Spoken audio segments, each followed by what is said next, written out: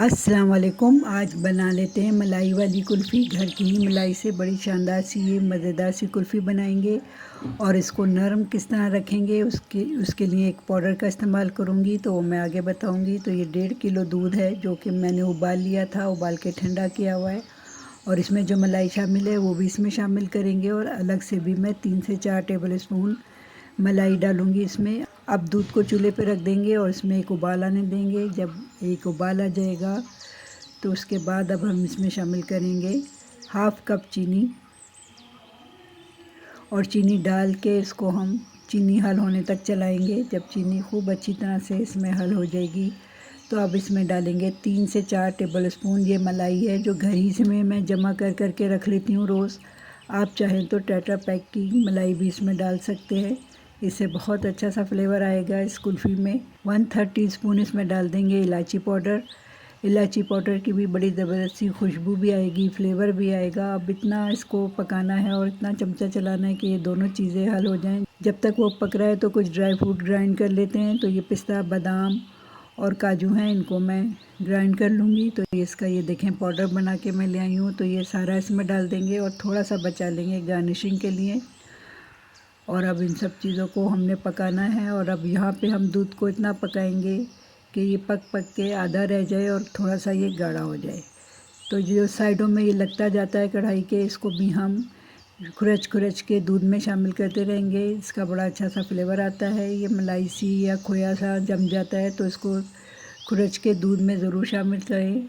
अब देखें जब ये हाफ़ हो जाएगा पक के, तो अब मैंने इसमें 1/3 टीस्पून डाला है। ये CMC पाउडर होता है, बाज़ार से आसानी से मिल जाता है। ये बर्फ़ के क्रिस्टल नहीं बनने देता।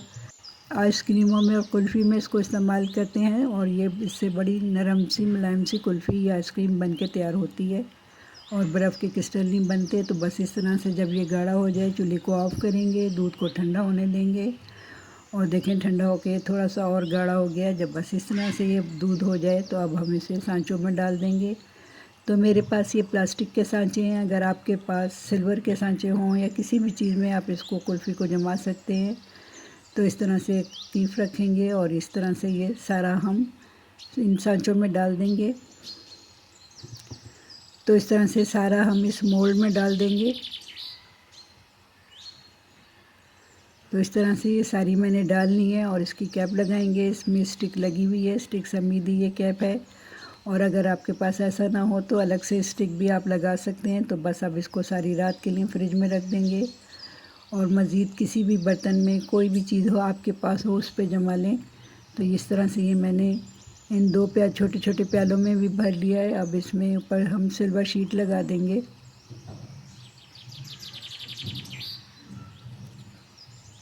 अब इसमें ऊपर सिल्वर शीट लगा दी है मैंने और थोड़ा सा छुरी से सुराख करेंगे ताकि हम स्टिक इसमें लगा सकें। उसके बाद ये लकड़ियों की इस तरह से स्टिक इसमें लगा देंगे।